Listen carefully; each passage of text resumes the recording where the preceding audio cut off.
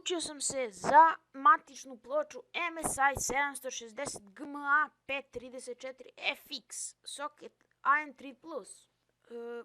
Karakteristike su da može da SATA je 3 RAID i može da sadrži 2 stika DDR3 memorije, USB jack je 3.0.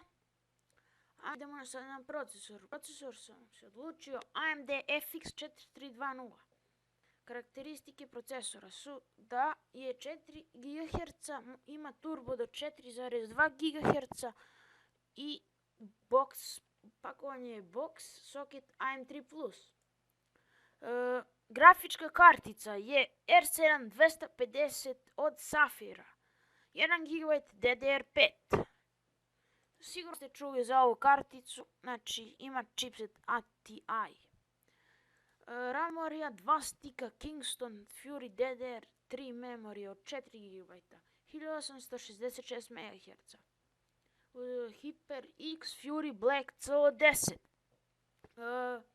Idemo sada na hard sam odabrao Toshiba SATA 3, 1 TB, 7200 EPM, 64 MB klina. Znači verzija je HDFD 110 UZSVA hard.